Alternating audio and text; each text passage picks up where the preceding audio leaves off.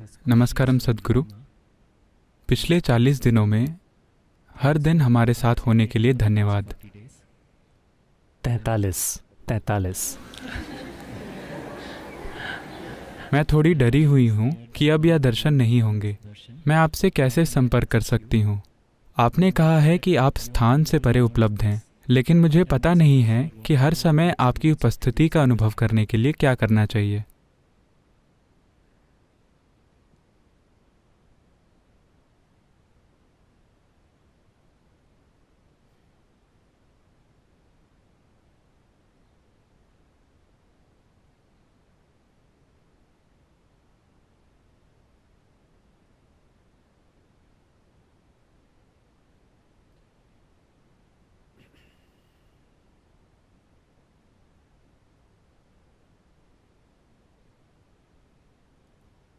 तो जो उपस्थिति है और जो व्यक्ति है, ये दो अलग अलग चीज़ें हैं।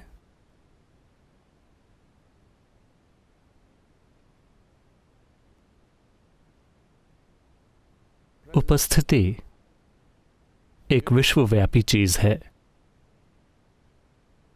ये मेरी या आपकी नहीं है। एक असाधारण उपस्थिति मौजूद है हमेशा।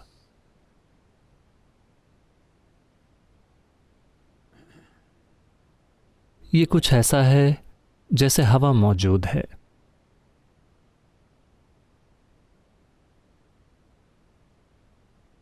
चूंकि हवा मौजूद है, एक फूल खिलता है।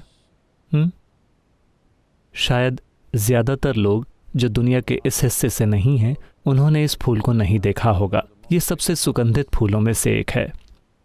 तो फूल खिलता है, हवा में अपनी सुगंध बिखेरता है, और एक तरह से ये फूल की उपस्थिति बन जाती है।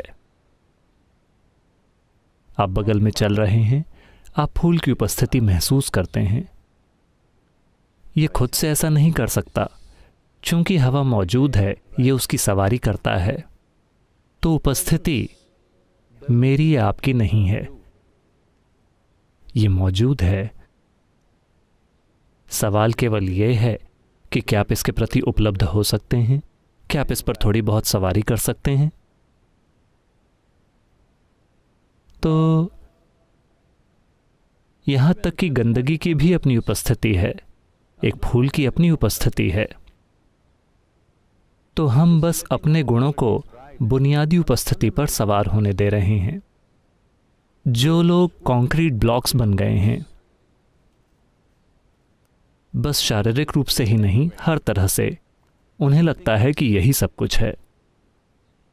उन्हें एक वायरस की जरूरत है।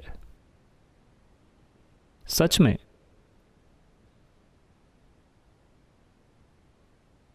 जब आपका भौतिक शरीर या तो बहुत मजबूत हो जाता है, या शायद बहुत सुंदर, या आपका मन बहुत शक्तिशाली बन जाता है और ये सोचता है कि ये बहुत ही स्मार्ट और बुद्धिमान है, फिर ये खुद की एक इकाई बन जाता है।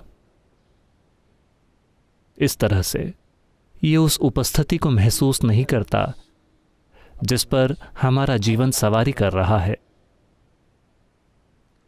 ये सोच रहा है कि ये खुद ही संपूर्ण है।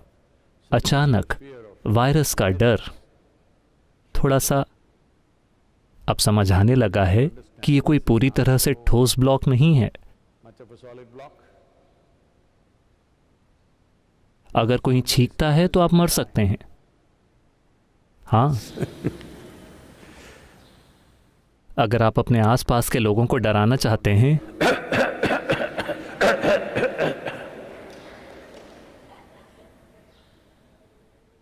मुझे पता है कि कोई सिर्फ इतना हिस्सा काट देगा और कहेगा कि सद्गुरु को कोरोना वायरस का इन्फेक्शन है।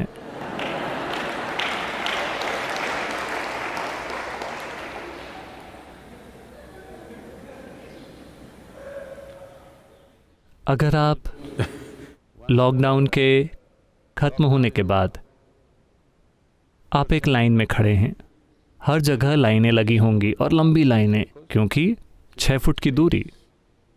हर जगह, आपका बैंक, आपकी किराने की दुकान, आप चाहे जहां भी जाएं, लंबी लाइन। अगर आप जल्दी आगे बढ़ना चाहते हैं तो आपको बस इतना करना है कि खांसिए। आपके पीछे के लोग खड़े रहेंगे लेकिन आपके सामने के लोग दूर हट जाएंगे। आप आगे बढ़ सकते हैं। बात केवल इतनी है कि जब तक आप लाइन की शुरुआत तक पहुंचेंगे तब तक शायद वो आपको वहां से उठा लेंगे और ले जाएंगे। आजकल लोग एम्बुलेंस का अनुभव पुलिस वैन की तरह कर रहे हैं, क्योंकि आपको ले जाया जा सकता है 14 दिन। क्वारंटाइन, कारावास, आप इसे जो भी कहना चाहें, लेकिन 14 दिनों तक आप किसी और के नियंत्रण में हैं, क्योंकि आप नहीं जानते कि खुद को कैसे मैनेज किया जाए। तो उपस्थिति हमेशा मौजूद होती है। हम बस उपस्थिति के लिए एक खास तरह का गुण बनाने की कोशिश कर रहे हैं, ताकि कुछ ऐसा जिसे आप जानते हैं आप उसे पहचान सकें। कुछ ऐसा जो आप नहीं जानते, कभी कभी शायद आप उसे महसूस करें। अपने जीवन के कुछ पलों में शायद किसी को अस्तित्व की विशाल उपस्थिति महसूस हो। ये इतनी अद्भुत है और इसकी विशालता खरबों खरबों खरबों गुना अधिक है हमारी तुलना में। तो कोई इसे कैसे महसूस नहीं करता, ये एक चमत्कार है।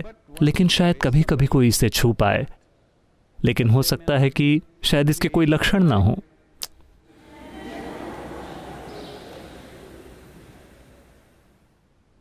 उस वजह से आप हवा को महसूस नहीं करते हैं, हालांकि आप हमेशा उसे सांस में ले रहे हैं। लेकिन एक फूल, आप सुगंध महसूस कर रहे हैं, लेकिन असल में आप हवा को महसूस कर रहे हैं किसी चीज की हल्की रंगत के साथ। तो उस अर्थ में एक व्यक्तिगत उपस्थिति का यही मतलब है कि आप इसमें हल्की रंगत पैदा करते हैं। आप भी उसी की सवारी कर रहे हैं। उपस्थिति आपकी नहीं है, यह ब्रह्मांडीय है, यह विश्वव्यापी है।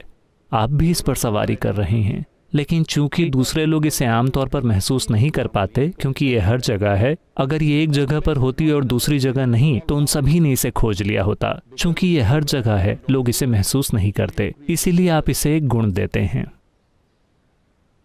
तो ये पूरे दिन उपलब्ध है, लेकिन हमने दिन के कुछ खास समय बनाए हैं। मुझसे ये मत पूछिए कि क्यों, इसका एक पूरा इतिहास है, किसी दिन मैं आपको बताऊंगा। ये लंबी कहानी है। ये 6:20 पर क्यों होती है, सुबह शाम। केवल कुछ विशेष प्रकार के लोग ही सुबह की उपस्थिति कर रहे हैं, क्योंकि वो एक खास तरह की साधना पर हैं। बाकी सभी शाम को 6:20 पर कर रहे हैं। अगर आप 4:20 हैं तो कृपया 2 घंटे आगे जाएं। नहीं, केवल भारतीय लोग ही समझ सकते हैं कि 420 क्या है। ये सिर्फ समय नहीं है। तो आपको बस इतना करना है कि 2 घंटे छोड़कर आपको 6:20 पर करना होगा। इस समय पर हमने इसे इस तरह से स्थापित किया है कि ये मजबूत है। आप देखिए, शाम के समय फूल पूरे दिन खिले रहते हैं, लेकिन शाम के समय उनकी सुगंध थोड़ी मजबूत होती है उस 1-1.5 घंटे के लिए। ठीक वैसे ही लगभग 40 मिनट के लिए ये मजबूत है। 20 मिनट ये बहुत मजबूत है, 40 मिनट तक काफ़ी मजबूत है। तो मुझे लगता है कि ऐप में, जिसे आप डाउनलोड कर सकते हैं, प्रेजेंस की जानकारी है कि इसे कैसे करें, बस उसे देख लीजिए। तो दर्शन खत्म नहीं हुआ है। 43 दिन आपको अपने स्क्रीन पर घूरना पड़ा। अब आप अपनी आंखें बंद कर सकते हैं और उपस्थिति का आनंद ले सकते हैं। मैं आपको बता रहा हूं, ये अधिक शानदार होगा। इस सारी गपशप के बजाय You can just close your eyes and enjoy the presence. I will be there for you, definitely. आप बस अपनी आंखें बंद करके उपस्थिति का आनंद ले सकते हैं। मैं आपके लिए वहां रहूंगा, निश्चित रूप से। अगला सवाल दीपिका ने पूछा है, सद्गुरु, आपने एक दर्शन में कहा है कि आपको हर किसी से वैसे ही पेश आना चाहिए जैसे कि आप मुझसे पेश आते हैं। सद्गुरु, आप करुणा अवतार हैं, लेकिन मेरे घर में एक अमानवीय दुष्ट प्राणी है। उसमें आपको देखना मुश्किल हो जाता है। इस परिस्थिति में मैं उससे कैसे निपटूं?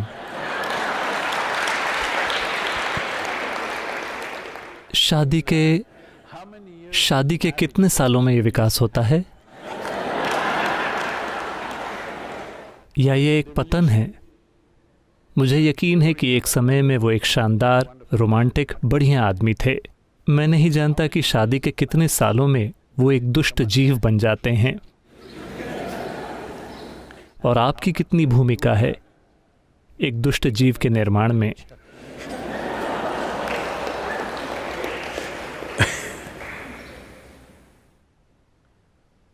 देखिए, खासकर अगर वो एक दुष्ट जीव हैं, अगर ऐसा है तो यह आपका नजरिया है, लेकिन खासकर अगर कोई व्यक्ति एक दुष्ट जीव है आपके घर में या आपके ऑफिस में या आप जहां भी हैं, आपका किसी चीज को एक खास तरीके से देखना उनके बारे में नहीं है, ये आपके बारे में है। क्या आप अपनी आंखों को, अपने मन को, अपने दिल को, अपने शरीर को सुखद रखना चाहती हैं या दुखद? आप इस बारे में अपना मन बना लीजिए।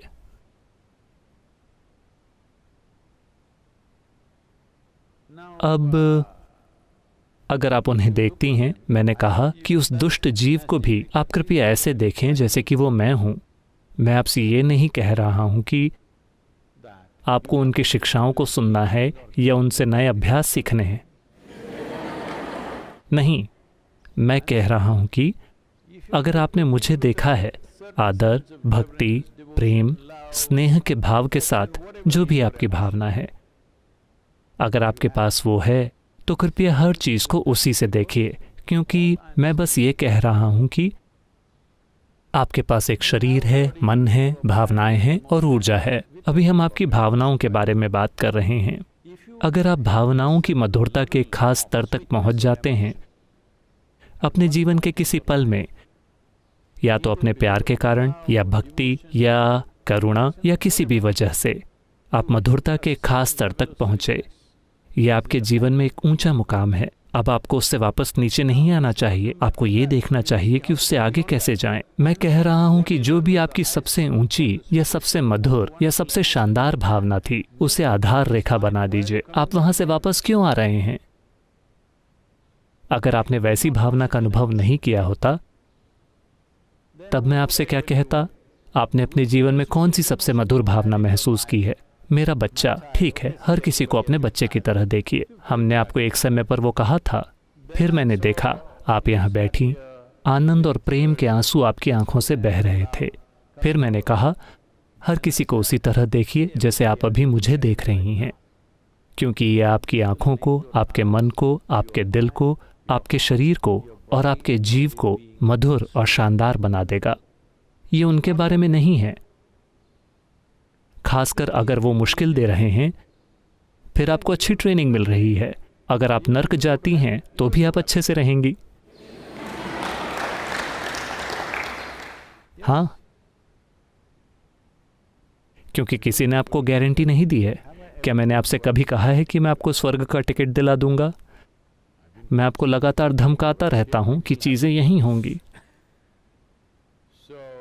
तो आपको समझना होगा कि ये आपके रूपांतरण के बारे में है। आपके साथ समस्या ये है कि चूंकि आपने वो क्या है, वैसे भी मैं कोई नाम नहीं लेना चाहता, आपने वो सारी रोमांटिक किताबें पढ़ी जब आप एक टीनेजर थे और फिर आपने हर तरह की चीज़ों की कल्पनाएं कर लीं। सबसे पहले तो आप खुद के साथ ईमानदार नहीं हैं। आपके हार्मोन्स असर दिखा रहे हैं। अचानक आप किसी को देखते हैं, वाह, मुझे यकीन नहीं होता वो इतनी सुंदर है, वो कितना जबरदस्त है, वो कितना हैंडसम है, वो कितना अच्छा है, हर वो चीज जो वो करता है, आह। आप खुद को बकवास से भर रहे हैं।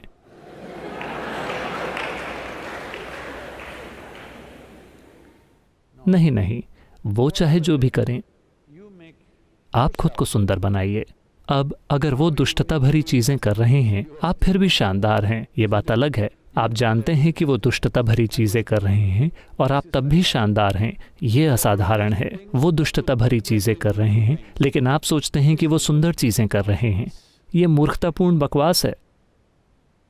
मैं आपको बताता हूँ, कोई व्यक्ति जो भारतीय सेना में काम करते थे, उन्होंने मुझे ये बात बताई, क्योंकि हम उसी तरह की परिस्थिति में थे कहीं और।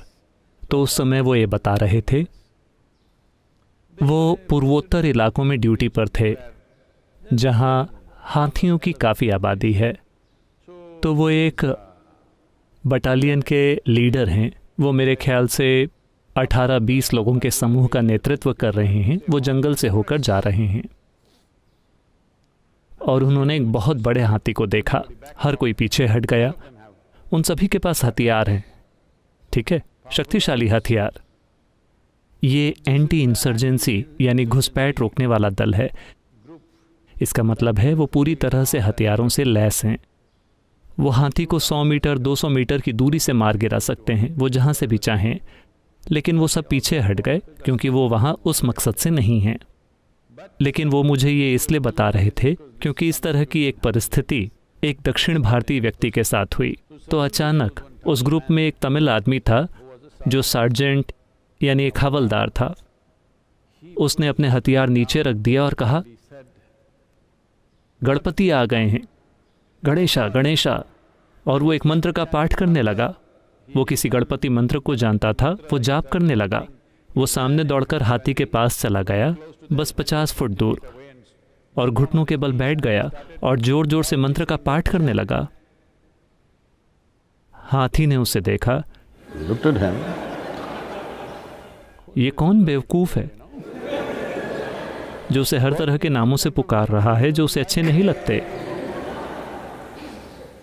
और ये लोग देख रहे थे ये किसी तरह का चमत्कार हो रहा है। हाथी बस वहां खड़ा है और ये आदमी अपने घुटनों के बल बैठकर मंत्र का पाठ कर रहा है। हाथी बहुत तेजी से आगे बढ़ा और 2 सेकंड के भीतर या शायद 5 सेकंड में वो उस आदमी के ऊपर था। उसने उसे कुचल दिया, पीछे घूमा और चला गया। ये लोग भौंचक्के रह गए और वो उसे बस कुचले जाते देखते रह गए। फिर कुछ लोगों ने हथियार निकाल लिए। जिस आदमी को मैं जानता था जो इस टोली के इंचार्ज थे, उन्होंने उनको शांत किया क्योंकि वो पहले ही मर चुका था। एक पल में वो आदमी मर गया था। मैं आपसे ये इसलिए कह रहा हूं कि जंगली हाथी आपके साथ अच्छी चीजें नहीं करेगा बस इसलिए क्योंकि आप उसे भगवान कहते हैं, आप उसे गणपति कहते हैं और उसकी पूजा करने की कोशिश करते हैं। वो नहीं करेगा, वो वही करेगा जो उसे करना है। इसी तरह आपके घर में जो प्राणी है,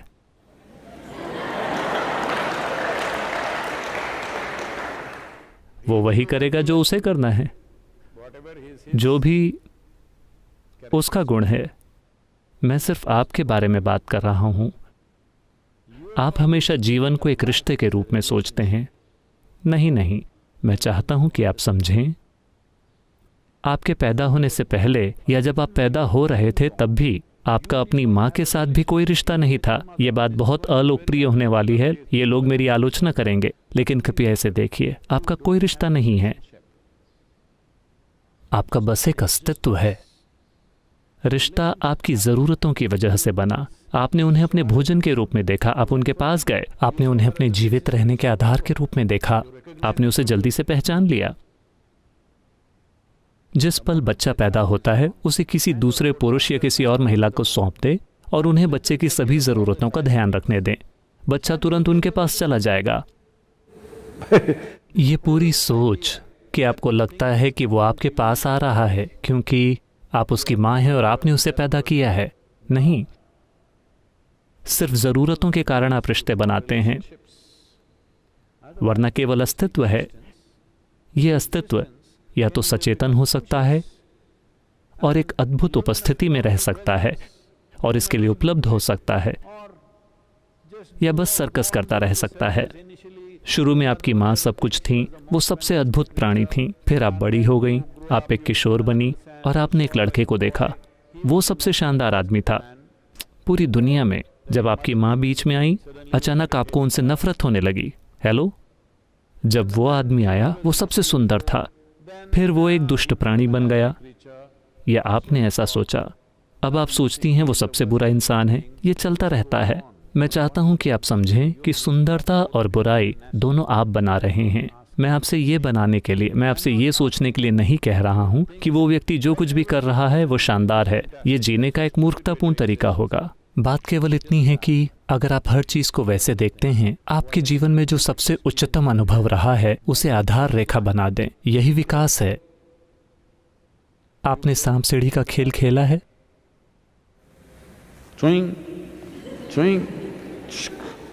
आपने वो खेल खेला है, सांप सीढ़ी का खेल? तो जब आप ये खेल खेलते हैं, आपकी चाहत ये होती है कि एक बार आप सीढ़ी से ऊपर जाते हैं, फिर आप नीचे नहीं आना चाहते। आप सांप से नहीं मिलना चाहते। आपको अगली और अगली सीढ़ी चाहिए और आप ऊपर जाना चाहते हैं। यही जीवन की स्वाभाविक प्रकृति है। एक बार आप अपने भीतर एक स्तर की मिठास को पा लेते हैं, उसके नीचे मत आइए। वो आधार होना चाहिए।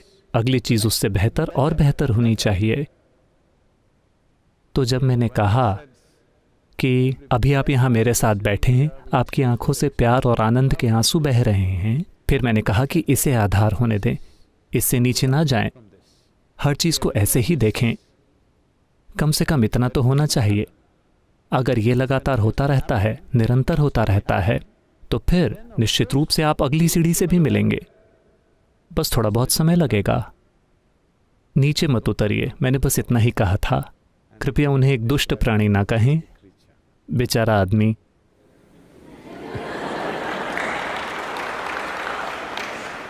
ऐसा हुआ।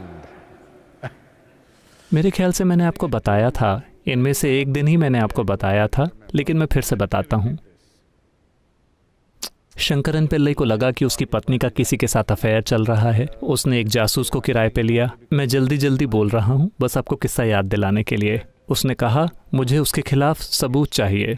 तो जासूस ने घर के बाहर इंतजार किया। वो घर से निकली, वो उसके पीछे गया। वो बगीचे में गई, उसके अंदर चले गई। वो उसके पीछे पीछे गया। बगीचे में अंदर एक आदमी बैठा था। जैसे ही उसने इसको देखा, उसने दौड़ लगाई, इन्होंने दौड़ लगाई। दोनों एक दूसरे के गले मिले, साथ साथ बैठ गए, एक दूसरे से बात करते रहे, हंसते रहे। जासूस ने पूरा वीडियो बना लिया और कुछ घंटों के भीतर उसने शंकरन पिल्लई के ऑफिस में जाकर कहा, मेरे पास सारा सबूत है, जो कुछ आपको चाहिए था।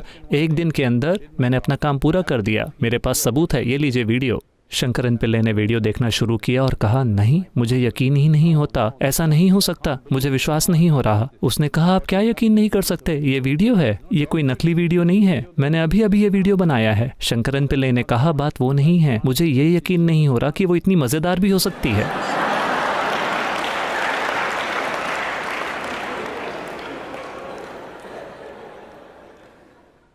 तो 15 दिन पूरे होने के बाद जब वो आदमी कहीं बाहर चला जाता है, फिर आप देखेंगे कि वो कितने मजेदार थे। खुद के साथ ऐसा ना करें।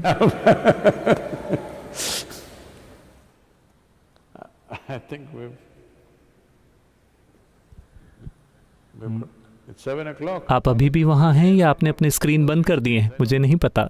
ठीक है, आखिरी सवाल। यह सवाल चैतन्य ने पूछा है।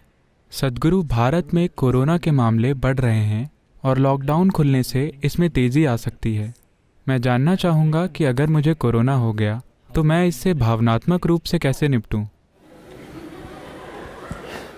वायरस आपकी भावनाओं को नहीं समझता है, तो इससे भावनात्मक रूप से न निपटें। पहली बात है, इससे बचें। लेकिन ये इन्फेक्शन हो सकता है। जब आप सड़क पर बाहर जाएंगे तो ऐसा हो सकता है। तो कृपया इससे भावनात्मक रूप से ना निपटें। नहीं नहीं, मैं ये नहीं कह रहा हूँ मुझे अपनी भावना को कैसे संभालना चाहिए। इस पूरे समय में यही बात कर रहा था। आपकी भावना, आपने अपने जीवन में जिस सबसे ज्यादा मधुर पल का अनुभव किया है, सबसे उच्चतम बिंदु, उसे वहां बरकरार रखिए। इसे नीचे मत लाइए। तो अगर वायरस आप तक पहुंच गया तो आपको इससे समझदारी से निपटना चाहिए। सबसे समझदारी वाली बात यह है, अगर आपको इन्फेक्शन हो गया है तो आपसे किसी और को नहीं होना चाहिए। ये संकल्प आपको अपने लिए, देश की भलाई के लिए और मानवता की भलाई के लिए लेना चाहिए। आपको ये ज़रूर करना चाहिए। अगर ये आप तक पहुंच गया है तो इसे किसी दूसरे व्यक्ति तक नहीं पहुंचना चाहिए, इसे यहीं रुक जाना चाहिए। या तो हम इससे जीवित बाहर आ जाएंगे या मर जाएंगे, या हम जिस भी तरह बाहर आते हैं, लेकिन ये एक और व्यक्ति के पास नहीं पहुंचना चाहिए। ये जिम्मेदारी हमें लेनी ही होगी। देखिए, इसमें कोई भावनात्मक चीज़ नहीं है। आप इससे निपटते हैं। सांस लेना थोड़ा मुश्किल हो जाएगा। लोग कहते हैं कि ये काफ़ी भयानक है क्योंकि ऐसा लगता है कि आप डूब रहे हैं, लेकिन अब ये अन्य लक्षण भी दिखा रहा है, कई दूसरे प्रकार के। तो हम नहीं जानते कि किस तरह के मीठे भाव वायरस के पास आपके लिए हैं या नहीं। हम नहीं जानते। हम नहीं जानते कि उसमें कोई भावनाएं हैं भी या नहीं। वो बस अपना काम कर रहा है। बस वो केवल अपने जीवित रहने के लिए काम कर रहा है। तो आप अपने जीवित रहने के लिए अपना काम कीजिए, बस बिल्कुल वायरस की तरह। ठीक है? वायरस जिंदा रहने की कोशिश कर रहा है आपके ऊपर। आप इस ग्रह पर जीवित रहिए, दूर मत जाइए। इसके लिए किसी भावना की जरूरत नहीं है। बस जरूरत इसकी है कि आप खुद को एक डॉक्टर को सौंप दें। जो कुछ भी उन्हें करना है वो करेंगे। आप निर्देश लें और बस वैसा ही करें। या लॉकडाउन खत्म होने से पहले खुद को पूरी तरह से सूचित करें। आपको क्या करना चाहिए, आपको क्या नहीं करना चाहिए, बिल्कुल 100% स्पष्ट। लेकिन अगर आप खुद को, हमने आपको सिंह क्रिया सिखाई है, लेकिन अगर आप पहले से ही शक्ति चलन क्रिया कर रहे हैं तो आपका इम्यून सिस्टम अच्छा है। भोजन के बारे में क्या हमने सब कुछ जारी कर दिया है? कई तरह की चीज़ें। हो सकता है कि हम इसे थोड़े बदलाव के साथ जारी करें। थोड़ा सा बदलाव, बहुत थोड़ा, कि अपनी प्रतिरोधक क्षमता को कैसे बढ़ाएं। इन 15 दिनों का उपयोग करें जिससे वाकई इम्यून सिस्टम को एक मजबूत स्थिति में लाया जा सके। इसके बावजूद हमें यह हो सकता है, लेकिन अब वो कह रहे हैं कि 80% लोग जिन्हें यह हुआ है उनमें कोई लक्षण नहीं दिख रहे। बात सिर्फ इतनी है कि वे इसे दूसरे लोगों तक पहुंचा रहे हैं, बस। तो अगर आप संवेदनशील उम्र वाले ग्रुप में हैं तो आपको बहुत ज़्यादा सचेत रहना होगा। आपके लिए लॉकडाउन खत्म नहीं हुआ है। अगर आपकी उम्र 60 या 65 साल से अधिक है, अगर आपको किसी तरह की इम्यूनिटी की कमी की समस्या है, तो आपके लिए 17 मई को लॉकडाउन खत्म नहीं होने वाला है। ये अगले 6 महीने, 8 महीने, 9 महीने, हमें नहीं पता, शायद 12 महीने तक चल सकता है। जो युवा और स्वस्थ हैं, हाँ, आपको गतिविधियों में वापस लगना होगा और चीज़ों को करना होगा, दूसरों को जारी रखना होगा। जो संवेदनशील उम्र वाले ग्रुप में हैं, उन्हें लॉकडाउन जारी रखना होगा। और हर किसी को आपको ये समझने की ज़रूरत है, भले ही लॉकडाउन खत्म हो गया हो, आपको ये समझना चाहिए कि ये इसलिए नहीं है क्योंकि हमने वायरस पर काबू कर लिया है, सिर्फ इसलिए कि हम घर पर रहने की कीमत नहीं चुका सकते। अर्थव्यवस्था के संदर्भ में भी और दूसरी कई सामाजिक चीज़ों की वजह से भी हम और रुके नहीं रह सकते, इसलिए हम बाहर जा रहे हैं। वायरस ये नहीं कह रहा है कि मैं हार गया, मैंने हार मान ली, ऐसी कोई बात नहीं है। वायरस को हटाने के लिए कुछ भी नहीं हो पाया है। वैक्सीनेशन के बारे में भूल जाइए। हमारे पास अभी भी एक उपचार प्रोटोकॉल भी नहीं है जो स्पष्ट हो और हर कोई कहे कि इसे इस तरह से किया जाए। हम उस पर भी नहीं पहुंचे हैं। हम बस कई चीज़ों की कोशिश कर रहे हैं। जब हमें कुछ मिल जाता है और हम उसका सामना करते हैं, जो मजबूत हैं उससे बाहर आ रहे हैं, जो मजबूत नहीं हैं वो गिर रहे हैं। तो ये संख्या निश्चित रूप से बढ़ सकती है। घबराने की ज़रूरत नहीं है, ज़रूरत है समझदारी की। पर्याप्त दूरी रखें, इससे कोई फर्क नहीं पड़ता आपका दोस्त है या दुश्मन। अगर आपका दोस्त है, आपको उन्हें गले लगाने की ज़रूरत नहीं है। दुश्मन है तो उन्हें थप्पड़ मारने की ज़रूरत नहीं है। एक थप्पड़ बहुत खतरनाक हो सकता है।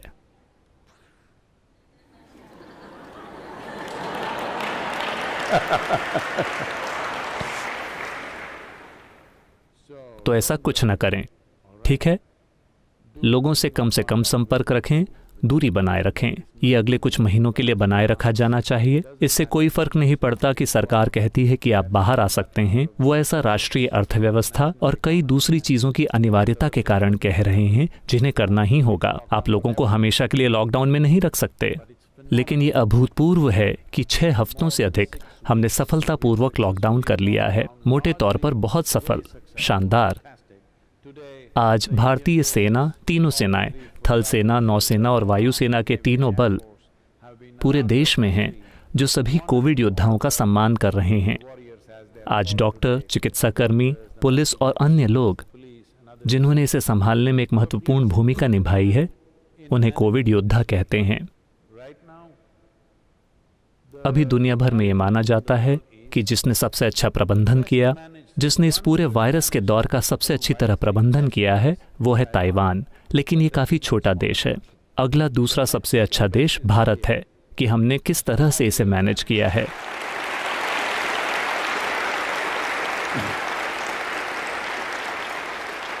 इतने लोगों की विविधता के साथ, भाषाओं की विविधता के साथ जो हमारे यहाँ हैं, क्योंकि मान लीजिए अमेरिका में अगर राष्ट्रपति या कोई भी अंग्रेजी भाषा में बोलते हैं तो हर कोई समझता है।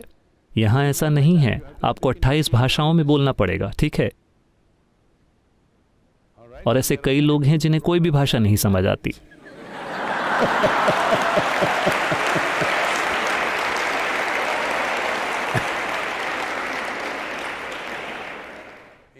सामाजिक संरचना की जटिलता के बावजूद किसी अन्य राष्ट्र के पास इस तरह की जटिल संरचना नहीं है, भाषा, नस्ल, धर्म, सभी मामलों में। इसके बावजूद इसे बहुत ही शानदार तरीके से मैनेज किया गया है, कम से कम बल का प्रयोग करके, और लोगों ने बड़े शानदार तरीके से सहयोग किया है। हमें वास्तव में भारतीय लोगों को बधाई देनी चाहिए। वो अब थोड़ा बेचैन हो रहे हैं क्योंकि उन्होंने सोचा कि कल वो आधी रात के बाद बाहर निकलने जा रहे हैं, इसलिए अब अगले 2-3 दिनों के लिए कुछ हद तक निराशा होगी। लेकिन मुझे यकीन है कि वो इसमें सहयोग करेंगे और इसे आगे बढ़ाएंगे। ये 15 दिन अगर हम सभी पूरी तरह से लॉकडाउन का पालन करते हैं, इसलिए नहीं कि ये सरकारी निर्देश है, हम सभी बिल्कुल लॉकडाउन, हम कई तरीकों से इसे रोक सकते हैं। इसके बाद ये बहुत बेहतर होना चाहिए। लेकिन वायरस तब भी धीरे धीरे बढ़ सकता है। अगर ये देश में 2 लोगों को हो, ये फिर से बढ़ सकता है। लेकिन अब इन्फेक्टेड लोगों को पहचानने और अलग करने का एक कारगर तरीका मौजूद है। जिन लोगों में कोई लक्षण नहीं है, ऐसे लोग थोड़ी समस्या हैं। कोई भी 140 करोड़ लोगों का परीक्षण नहीं कर सकता। आप इस वायरस के लिए उन सभी का परीक्षण नहीं कर सकते। तो सबसे अच्छी चीज़ ये है कि हम लॉकडाउन खत्म होने के बाद भी दूरी बनाए रखें। जब तक हम ये महसूस नहीं करते कि लहर पूरी तरह से चली गई है, तब तक हमें इस अनुशासन को बनाए रखना होगा। ये हम सभी के लिए आगे का रास्ता है। शायद मुझे पता है कि अब रोज दर्शन नहीं होंगे। शायद आज रविवार है, रविवार, शायद हर रविवार हम फिर से मिलें।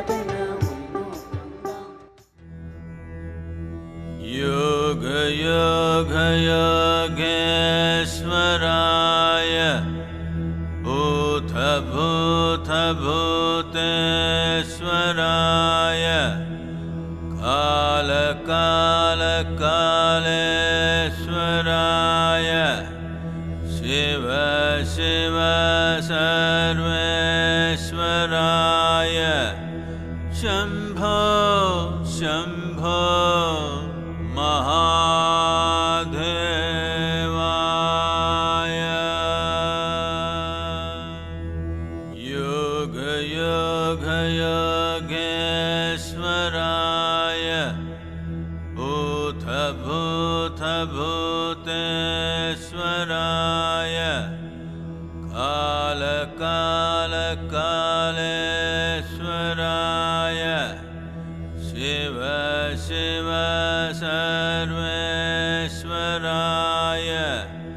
शम्भो शम्भो महादेवाय योग योग योगेश्वराय भूत भूत भूतेश्वराय काल काल कालेश्वराय शिव शिव सर्वेश्वराय शम्भो शम्भो